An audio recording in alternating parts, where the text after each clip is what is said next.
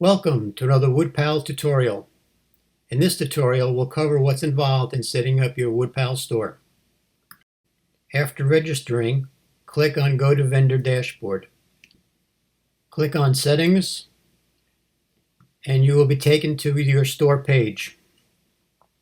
This is where you will upload a banner for your store background, wallpaper so to speak, a profile picture of yourself, or a monogram, or whatever you want to put there. If you don't put anything there, it won't look too good because the program will put its own ghost picture there. It's just grayed out, so it really doesn't look well at all. Your store name will already be there. Store category we won't worry about. Store products per page. Now this is kind of important.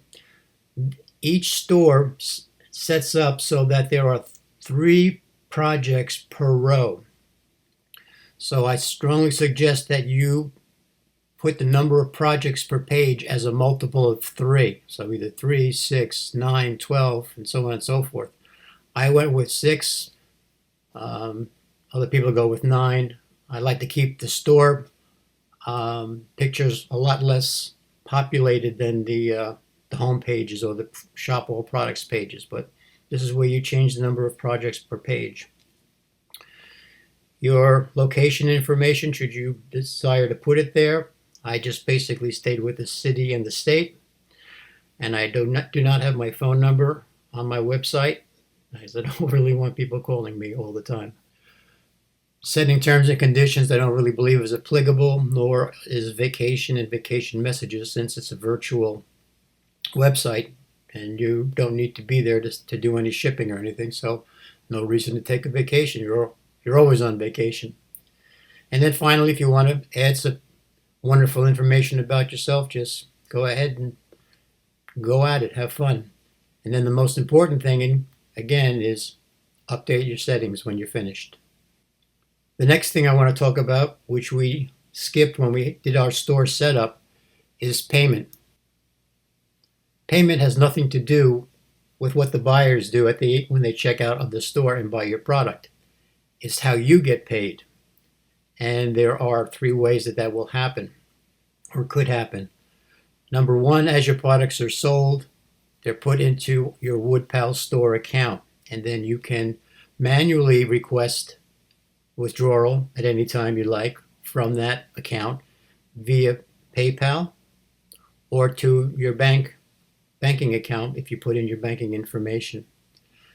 There will be one more added to this list, and that is automatically purchases made by buyers will be directly imported into your bank account once you set up what they call a Stripe account. Stripe is basically an internet credit card processing program, and this saves you from having to go in and manually request funds being transferred out of your account. That's probably the best way to go. Now that you understand all the ins and outs of payment, and if you decide that you do not want to get a Stripe account, when I strongly suggest that you do because it's the easiest way to go, you'll need to know how to get your money out of your store account when you want to. So go back to your dashboard and click on Withdrawal. And this is where you'll make your withdrawal requests from. It will show you your current balance in your store account, and then you make your withdrawal request, and the money will then be either transferred to you via PayPal, or it will be sent to your bank because you've either put your bank information in earlier in your store setup, or the other option is to put that bank information in now before you go to the withdraw screen, back in your store settings, come here, withdraw it to your bank, and then go back to your store settings and remove the bank information. This way, bank information will never be resident on the website. If that makes some people sleep better at night, it's up to you. I hope you found this tutorial helpful. If you have any questions, please contact us from the home page and with your questions, and we'll get back to you as soon as possible. Thank you again, and thanks for being a vendor on WudPal.